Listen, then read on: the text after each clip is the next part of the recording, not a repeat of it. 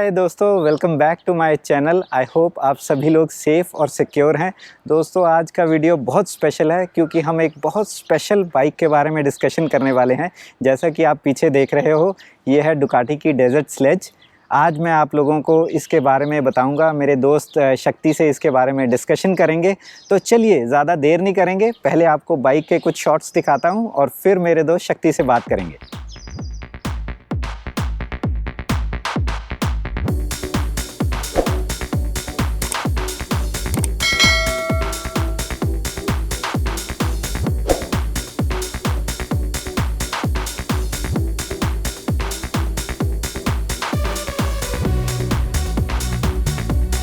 हाय शक्ति, कैसे हैं भाई? Nice to see you. हाँ, same here, nice to see you. आपसे करीब साल भर बाद मुलाकात हुई। हाँ, काफ़ी टाइम हो गया क्योंकि लॉकडाउन था तो हम लोग बात नहीं कर पाए। तो शक्ति, आज आपकी ये नई ब्यूटीफुल डुकाटी स्क्रैम्बलर के बारे में बात करेंगे। श्योर राइट, ठीक है। उससे पहले मेरे दोस्तों के लिए एक छोटी सी इंट्रोडक्शन आपकी। आपने आज तक कौन कौन सी बाइक्स ओन की हैं या अभी और कौन कौन सी बाइक्स हैं, प्लीज़ उसके बारे में बताइए, then we will start the discussion. Right. So UV में पिछले करीब 30 साल से मोटरसाइकिल चला रहा हूँ, 14 साल की उम्र से। और सुपर बाइक्स में एक्टिवली मैं पिछले 20 साल से राइड कर रहा हूँ। और इन 30 सालों में मैंने करीब 15-16 मोटरसाइकिल्स ओन की होंगी। और उसी हिसाब से फिर चेंज करता रहा जैसे जैसे टेक्नोलॉजी बदलती गई, नई बाइक्स आती गई। हमेशा यही कोशिश रहती है कि अच्छी से अच्छी बाइक जो आ रही है उसको चलाएं, उसका मजा लें। तो उस हिसाब से करीब 15-16 बाइक्स मैंने पिछले 30 साल में चला ली होगी। अगर हम लोग इमीडिएट अभी के कुछ चंद सालों के पहले की बात करें तो अभी अगर हम अभी से लेके पिछले 10-12 साल की बात करें तो डेजर्ट स्लेड के साथ मेरे पास एप्रिलिया RSV4 है जो ज़्यादातर मैं ट्रैक पे रखता हूँ। Another Italian yes. तो एक बार आपको यूरोपियन मशीन्स का क्रेज़ लग जाता है तो उसके बाद बाकी मशीन्स पे वापस जाना या कंसिडर करना काफ़ी एक चैलेंज होता है। राइट। तो एप्रिलिया RSV4 है जो कि मैं ट्रैक पे रखता हूँ और उसको अपने में ट्रैक राइडिंग और रेसिंग के लिए रखता हूँ। और उसके पहले एक डेटोना थी मेरे पास, डेटोना 675, जिससे मैंने 4 नेशनल चैंपियनशिप्स करी और कंटिन्यूसली टॉप 10 में फिनिश किया JK चैंपियनशिप्स में। तो वहाँ पे वो थी मेरे पास Z900 थी करीब 1 साल पहले, जो कि एक स्ट्रीट बाइक है कावासाकी की। और उसके पहले मेरे पास स्ट्रीट ट्रिपल थी। उसके पहले मैंने मतलब कुछ दिन के लिए KTM RC 390 भी रखी थी। उसके पहले मेरे पास एक हायाबुसा थी। और होंडा फायरब्लेड जो कि मेरी काफ़ी एक फेवरेट बाइक थी, 2007 मॉडल, जो उनका लास्ट आइकॉनिक मॉडल था जिसने काफ़ी चैम्पियनशिप्स जीती थी WSBK में भी और MotoGP लेवल पे भी। तो वो एक आइकॉनिक मोटरसाइकिल मुझे बहुत पसंद थी। Very nice. तो वो थी। और उसके पहले मेरे पास एक हार्ले डेविडसन भी थी जो मैंने रखी कुछ दिनों के लिए, क्योंकि उस टाइम सुपर बाइक्स का मार्केट इंडिया में खुला था। तो 2010 तक ये बाइक्स रहीं। उसके पहले जो एरा था जब मार्केट ओपन नहीं था, इतनी बाइक्स नहीं आई थी, तो उस टाइम मेरे पास एक रॉयल एनफील्ड थी। एक्चुअली 2 थी, एक थंडरबर्ड और एक नॉर्मल 350। और उसके पहले 2 स्ट्रोक एरा था। तो जो 2 स्ट्रोक एरा में जो मज़ा रहा है मेरा, टू बी ऑनेस्ट, मैंने सबसे ज़्यादा जो एंजॉय किया है वो 2 स्ट्रोक एरा एंजॉय किया है। मेरे पास उस time Suzuki I can definitely agree with you. और मेरे पास एक RT 350 भी थी जो मैं अपने पेरेंट्स से छुपा के रखता था। तो वो उसके बारे में कोई लोग ज़्यादा जानते नहीं थे, लेकिन उसको मैं चोरी छुपे चलाता था कि उस ज़माने की काफ़ी पावरफुल बाइक है। You have it with you, आपके पास RT है। तो वो थी। लेकिन सबसे ज़्यादा अगर मैंने 2 स्ट्रोक एरा में मज़े किए तो अपने सुजुकी शोगन पे। Suzuki Shogun is also a wonderful bike. Very nice. तो उस टाइम पे वो 110 सीसी पे 14 bhp निकालती थी। एंड 2 स्ट्रोक का जो टॉर्क डिलीवरी और जो उसका फन है, इट इज फिनोमिनल। तो वो बाइक मैंने करीब ऑलमोस्ट 7-8 साल तक रखी थी। Wow, thank you so much शक्ति। तो अब बात करेंगे आपकी स्क्रैम्बलर की। तो शक्ति, पहला सवाल है, जब आप ऐसा कुछ ये ऐसी बाइक लेने की सोच रहे थे तो आपके दिमाग में कोई और भी बाइक्स थी? आपने किसी और बाइक की तरफ भी देखा या फिर ढूंढने की कोशिश की? हाँ, इसके कंपैरिजन में तो कोई दूसरी बाइक है नहीं, क्योंकि आप अगर ये देखें, दिस इज़ बेसिकली इसका ये एक अवतार है डुअल स्पोर्ट्स बाइक का। सो डुअल स्पोर्ट्स बाइक वो होती हैं जो आपको एसफॉल्ट और रोड पे भी काम दे देती हैं और ऑफ रोडिंग, जिसे लो ट्रैक्शन एनवायरनमेंट कहा जाता है, मड हो गया, डेब्री हो गई, रॉक्स हो गए, लूज सैंड हो गई, उसमें जो चलती हैं वो डुअल स्पोर्ट बाइक्स चलती हैं, जो को कहीं भी किसी भी टेरेन पे आप ले जा सकते हैं, उनको आप रोड पे भी टूरिंग कर सकते हैं। तो इंडिया में कोई डुअल स्पोर्ट बाइक इंडिया में कोई है नहीं, जैसे होंडा की 650 XR है और हाँ, वो इंडिया में नहीं आती है। इंडिया में नहीं है। और सुजुकी की DSX 400 है। These are true genuine super sport dual sport bikes. तो डुअल स्पोर्ट कोई था नहीं, इसका ऑल्टरनेटिव जो था मेरे पास वो था कि एक नॉर्मल टूरिंग बाइक, जैसे मान लीजिए ट्रायम्फ की टाइगर रेंज में या BMW की GS रेंज में, जो कि एक sometimes off road but morally on road performance है, अनलेस ऑफ कोर्स इंड्यूरो 1260 या GS 1260 की आप बात करें, जो मेरे लिए मुझे थोड़ा सा लगा कि वो हैवी है और वो फन जो है डुअल स्पोर्ट का फन नहीं दे पाएंगे। तो my answer to your question is yes and no. अच्छा, नो इन द सेंस क्योंकि इसका कोई कंपटीशन डुअल स्पोर्ट कंपैरिजन में था ही नहीं, तो यही एक बाइक थी। और अगर यस कहा जाए तो हाँ कंसिडर किया था, लेकिन अलग सेगमेंट या अलग कैटेगरी में कंसिडर किया था, जैसे कि एक ट्रायम्फ या वी स्टॉर्म या टाइगर रेंज GS रेंज में से। तो वो मुझे लगा कि ये फिर भी काफ़ी उस सेगमेंट में ये मेरे लिए ज्यादा सही रहेगी। बेटर परफॉर्म करे ना करे, लेकिन मेरे लिए, आपके लिए मुझे जो that is the whole point. Correct. तो मेरे लिए इस वजह से मैंने ये इसको चूज किया। परफेक्ट। तो प्रोबेबली मेरा नेक्स्ट सवाल जो है, कुछ आंसर आपने दे दिया है but still I want more information on that, no कि फिर डुकाटी डेजर्ट स्लेज ही क्यों? ठीक है, मैं समझ गया कि this is the only bike in its category, no, पर there are other bikes also, जैसे अफ्रीका ट्विन है, जैसे आपने बोला GS है, या फिर फॉर दैट मैटर हीरो की एक्सपल्स है, या फिर हिमालयन है। तो सिर्फ डुकाटी ही क्यों अब स्पेसिफिकली फॉर डुकाटी? अच्छा, specifically to answer your question, Ducati as an Italian manufacturer वो एक अपनी लीग ऑफ इट्स ओन है। So Ducati definitely is an acquired taste, number one. अगर मैं इसको एक्सपल्स से कंपैरिजन करूं तो एक्सपल्स इससे क्यूबिक सेंटीमीटर्स या सीसी में इंजन छोटा है, बहुत छोटा है। और अगर मान लीजिए मैं उसको 160-170 की स्पीड से टोर करना चाहता हूँ या 140 से, वो नहीं कर पाती। हालांकि उसका परफॉर्मेंस ऑफ रोडिंग एनवायरनमेंट में अच्छा है, काफी अच्छा है, क्योंकि ऑफ रोडिंग में सबसे इंपॉर्टेंट चीज होती है पावर के साथ साथ लाइट वेट ऑल्सो। तो अगर आपके पास पावर कम है और लाइट वेट है, वो नहीं चलता है, वो नहीं चलेगा। आपके पास पावर है लेकिन वेट ज्यादा है, तब भी प्रॉब्लम है। तो पावर टू वेट रेशियो बहुत इंपॉर्टेंट है, और उसमें वेट का एडवांटेज है लेकिन पावर का एडवांटेज नहीं है। GS और इनमें GS और टाइगर, ये सब बड़ी बाइक्स हैं, 900 सीसी 1200 सीसी, इनमें पावर बहुत है, लेकिन पावर्स के साथ साथ फिर एजिलिटी थोड़ी सी जो मैं करना चाहता हूँ उस पे कम हो जाती है। जैसे मान लीजिए ऑफ रोडिंग एनवायरनमेंट में कई बार आपको ट्रैक्शन ब्रेक करना पड़ता है, व्हील स्पिन करना पड़ता है, ताकि आपका आगे जो सैंड आपका बालू जो खींच लेती है, और उस व्हील को लाइट रखने के लिए आपको पीछे काफी प्रेशर थ्रॉटल देना पड़ता है ताकि आगे का फ्रंट लाइट रहे सैंड पे, ऑफ रोड एनवायरनमेंट पे। तो उसमें वो बाइक्स क्योंकि इतनी हैवी होती हैं, वो धंसने का उनका चांसेस ज्यादा होता है। ये अभी सैंड ड्यून एनवायरनमेंट में मैं अभी भी गया था, राजस्थान गया था इसको सैंड ड्यून्स में चलाने के लिए। वाह, अच्छा। तो वहाँ पे भी इसने बहुत अच्छा परफॉर्म किया। Very nice. और वहाँ पे ये सब टेक्निक्स यूज होती हैं, जो कि एक अगर फ्रंट हैवी बाइक जो होती है, वो इतना अच्छा हैंडल नहीं कर सकती, क्योंकि उसके दबने की या धंसने की चांसेस ज्यादा होते हैं। तो इस वजह से ये ऑब्वियसली एक बेटर चॉइस थी।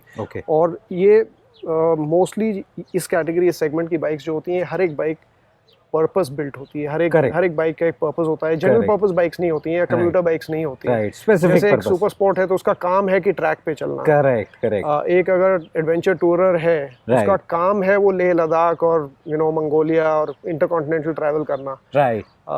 अगर मान लीजिए एक हायाबुसा है तो उसका काम है हाई स्पीड पे टूरिंग करना। तो वो पर्पस बिल्ट होती है। उसी तरीके से ये पर्पस बिल्ट है इसका। अगर आप शॉक्स देखें तो ये एक्सटेंडेड शॉक्स हैं, इसमें ट्रैवल बहुत ज़्यादा है। व्हील्स देखें आप, आगे 19 इंच व्हील्स हैं, स्पोक्स पीछे 17 इंच स्पोक्स। टायर्स जो हैं इसमें रैली टायर्स हैं, जो कि ऑफ रोड ऑन रोड दोनों आपके लिए आते हैं।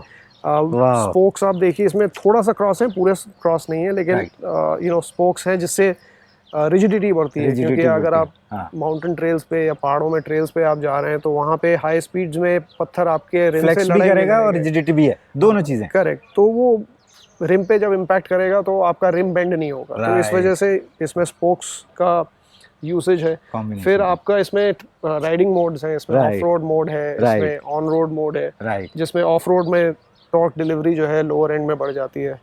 ऑफ रोड में ABS ऑफ करने का ऑप्शन है इसमें। वाओ वाओ, तो ये सब चीज़ें जब आप एक लो ट्रैक्शन एनवायरनमेंट में जा रहे होते हैं, Right. जैसे कच्चे में या पहाड़ में या बर्फ़ में या सैंड ड्यून्स में, राइट, तो वहाँ पे ये सब चीज़ें एक्चुअली काम आती है। और इसका जो इंजन है वो एक काफ़ी रिफाइंड इंजन है। डुकाटी की जो स्क्रैम्बलर असेंबली है, Right. स्लाइटली ये हल्का सा अलग, इसकी एक असेंबली लाइन और एक अलग प्रोडक्ट डिवीजन है, वाओ, तभी ओके, इसको कभी डुकाटी स्क्रैम्बलर नहीं कहते हैं, इसको कहते हैं स्क्रैम्बलर बाय डुकाटी। वाओ, और ओके, विद इन द हाँ, स्क्रैम्बलर रेंज, स्क्रैम्बलर में 7-8 तरीके की बाइक्स आती हैं, उसमें ये जो है ये एक ड्यूल बाइक sport. की का काम करती है। Okay. It's an outdoor bike, it's off roading की बाइक है, वाओ, पर डुअल स्पोर्ट का काम करती है। क्योंकि हिंदुस्तान में डुअल स्पोर्ट नहीं था और हम लोग 2 स्ट्रोक एरा से हाँ, पैदा हुए थे, 2 स्ट्रोक एरा में, तो 2 स्ट्रोक एरा की याद दिलाने के लिए और वो एक डुअल पर्पस बाइक को यूज़ करने के लिए ये काफ़ी काम आती है। Wow wow, very good.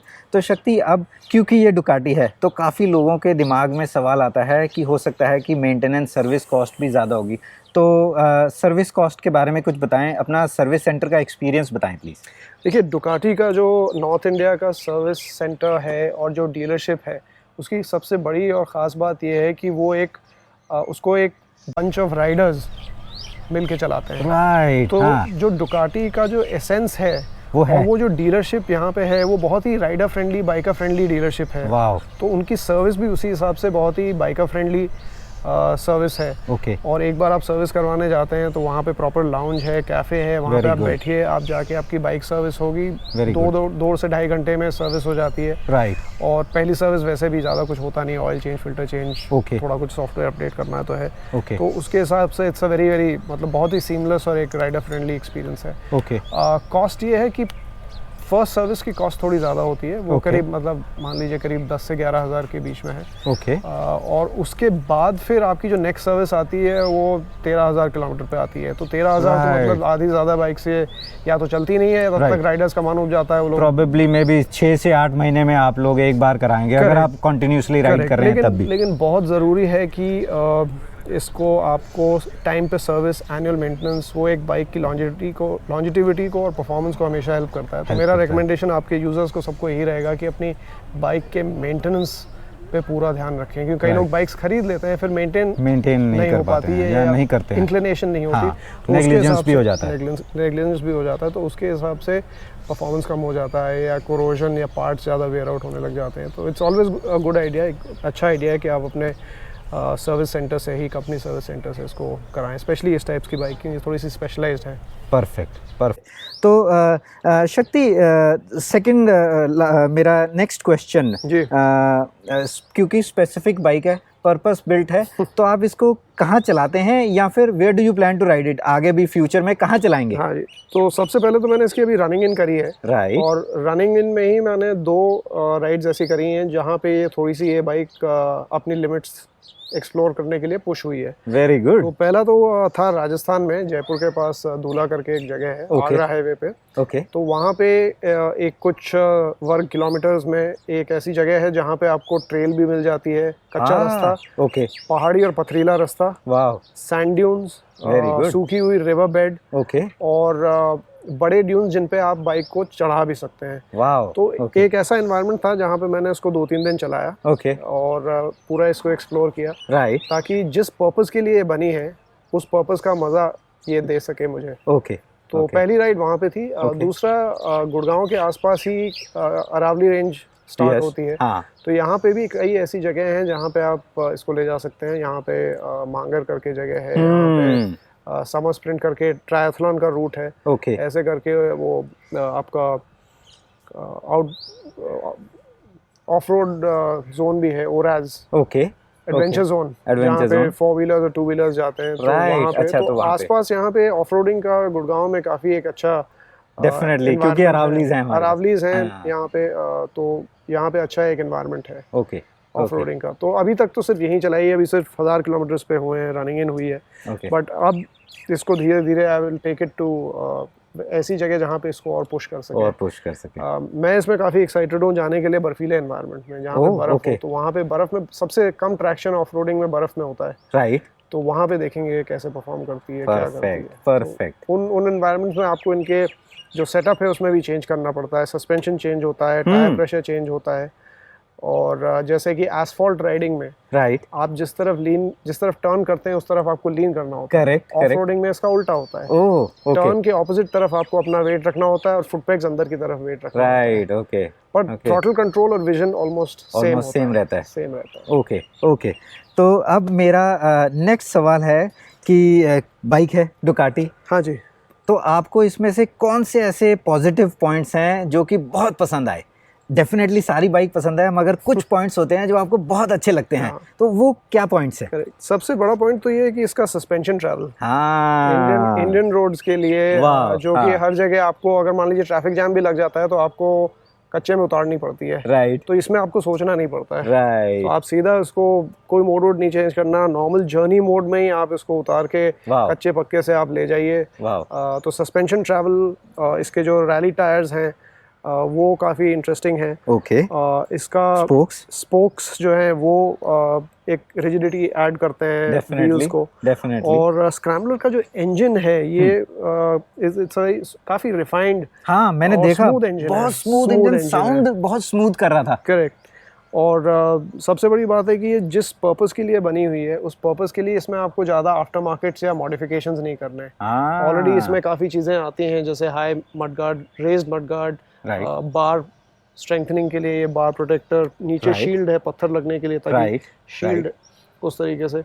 तो ये कुछ प्लस पॉइंट्स थे इस बाइक के। ओके। और जो अगर इफ़ यू आस्क मी कि कौन से, अगर मेरी विश होती तो कुछ ऐसे चीज़ें होती जो इसमें और लगी होती तो अच्छा रहता। वो बाद में करेंगे, वो बाद में करेंगे। पहले हम नेगेटिव्स की बात करेंगे, पॉजिटिव्स की बात कर ली। हाँ। तो negatives probably you can include those in the negatives. हाँ, नेगेटिव्स में या जो नहीं है जो आप चाहते हैं। Correct right. तो नेगेटिव्स भी होंगे, नेगेटिव्स बताइए। मेरे हिसाब से सबसे बड़ा नेगेटिव तो इसमें ये है कि अगर इसमें ट्यूब टायर की जगह ट्यूबलेस टायर्स होते तो ज़्यादा अच्छा होता। हालांकि ट्यूबलेस टायर्स के लिए जो स्पोक्स आप देख रहे हैं सेंटर में लगे हुए हैं, राइट, ये जो ट्यूबलेस व्हील्स होती हैं ऑफ रोडिंग बाइक्स की, उनमें ये एकदम बिल्कुल एज पे होना चाहिए था। और इंडिया में पंक्चर होना कोई बड़ी बात नहीं है। और इसमें अगर पंक्चर हो गया हाईवे पे तो आपके 4 से 5 घंटे कहीं नहीं गए। और इसमें भी अगर मैकेनिक को समझ में आया कि वो कैसे खोलेगा पाए, इसलिए ये बहुत ज़रूरी है कि इसमें राइडर को खुद आना चाहिए कि इसका व्हील कैसे चेंज करना है। एटलीस्ट ही कैन सुपरवाइज, अगर वो सुपरवाइज कर सकता है खोलना, हाँ वो बता सकता है। क्योंकि मैकेनिक जो आपको एक हाईवे पे मैकेनिक मिलेगा या उसको जरूरी नहीं है पता है, उसको ये बिल्कुल पता नहीं होगा। हाँ, तो आपको उसको गाइड करना पड़ेगा। आपको बहुत जरूरी कि आपको ये खुद एज अ ओनर आपको ये पता होना चाहिए। और वो फिर एक एक्सरसाइज बढ़ जाती है आपके लिए। तो मैं ऐसा राइडर हूँ जो ज्यादा टेक्निकलिटी में नहीं होता, मुझे चलाने में ज्यादा डिफरेंस होता है। जहाँ मेरे लिए इस टाइप का काम होता है, जहाँ मुझे होमवर्क करना है, मुझे होमवर्क बिल्कुल पसंद नहीं। तो इस वजह से मेरे लिए ये एक एडेड एक्टिविटी है। ओके, तो दिस इज वन नेगेटिव। एक ये है, और दूसरा कि इसमें सिंगल डिस्क ब्रेक है। और क्योंकि ज्यादातर मेरी जो ब्रेकिंग की आदत है वो ज़्यादातर सुपर बाइक के ब्रेक्स की आदत पड़ जाती है। और आपको रिस्पांस इमीडिएटली चाहिए होता है, अच्छा चाहिए होता है, ग्रिपी रिस्पांस चाहिए होता है, बाइट चाहिए होती है पैड्स में। तो वो अगर एक डबल डिस्क होता तो वो काफ़ी अच्छा होता। और प्लस जैसे आप ऑफ रोडिंग इन्वायरमेंट में भी जब आप डाउनहिल जा रहे होते हैं, तो उसमें ब्रेकिंग का बहुत काम होता है, फ्रंट ब्रेक का। तो एक अगर डबल डिस्क इसमें होता तो काफ़ी अच्छा होता। बट एज इट इज इस हालत में भी ये काफ़ी अच्छी बाइक है। एनीथिंग एल्स, कुछ और नेगेटिव्स में? ब्रॉडली सिर्फ यही 2 पॉइंट्स। ओके, तो लास्ट क्वेश्चन। हाँ जी। आपने कुछ मॉडिफिकेशंस की हैं ऑलरेडी या फिर फ्यूचर में कुछ प्लान कर रहे हैं, उसके बारे में बताइए। अच्छा, अभी तो मैंने जैसे कहा अभी तक कुछ की नहीं है, और ये Okay. बाइक जिस शेप में आती है, जिस पर्पस के लिए है, उस हिसाब से ऑलरेडी इसमें काफ़ी कुछ चीज़ें हैं। राइट, बट इसमें दो चीज़ें मैं डेफिनेटली ऐड करूँगा। Okay. एक तो एक थोड़ी सी स्क्रीन, 6 से 8 इंच की स्क्रीन, ओके, जो कि किसी भी ऑफ रोडिंग एनवायरनमेंट में जाने के लिए आपको कुछ ना कुछ तो हाईवे पे चलना पड़ता है। डेफिनेटली। तो उसमें अगर आप मान लीजिए 140 के या 120 के ऊपर कर रहे हैं तो विंड blast. ब्लास्ट काफ़ी आता है, तो उस विंड ब्लास्ट से आपका बच जाता है, राइट, और ओवरऑल एरोडायनामिक एफिशिएंसी थोड़ी सी इम्प्रूव हो जाती है। इम्प्रूव हो जाएगी। ओके, तो एक तो वो, और उसके बाद फिर सेकंड नकल प्रोटेक्टर्स, आप जो बात कर रहे थे, बार्कबस्टर्स हाँ, बार्कबस्टर्स बार्कबस्टर्स होते हैं, वो यहाँ पे गार्ड्स लग जाते हैं, तो Right. उससे 3-4 फायदे होते हैं। एक तो ये है कि अगर मान लीजिए गिरती है तो लीवर नहीं लीवर टूटता। प्रोटेक्टेड प्लस रहते हैं। ऑफ रोडिंग एनवायरनमेंट में कई बार आपके पास झाड़ियाँ आके लगती हैं, पेड़ की ब्रांचेस आके लगती हैं हाथ पे, तो उस पर काफ़ी चोट लगती है, प्रोटेक्शन है। तो उससे प्रोटेक्शन हो जाता है। सर्दी के एनवायरनमेंट में या ओले अगर गिर रहे हैं तो उससे भी नकल्स पे चोट नहीं लगती। करेक्ट, तो वो एक ज़रूरी चीज़ है जो कि एक हर ऑफ रोडिंग बाइक में मेरे हिसाब से होनी चाहिए। राइट, तो वो मैं लगवाऊंगा, और एक विंडस्क्रीन लगाऊंगा। बाकी ये बाइक काफ़ी केपेबल बाइक है, और ओके। अपने अब आप कह रहे थे कि कुछ ऐसी चीजें जो आप सोचते कि इसमें अगर होती तो और बढ़िया लगता है इस बाइक में, तो वो क्या चीजें? वो वही थी, डिस्क ब्रेक, हाँ, डिस्क ब्रेक एंड ट्यूब्स के बारे में। Correct. Perfect, perfect, Correct. Thank you so much all you, शक्ति, ये बाइक के बारे में डिस्कशन करने के लिए, बातें करने के लिए और हमें दिखाने के लिए। Thank you so much. Not at all, thank you भाई, ओके। Nice meeting you.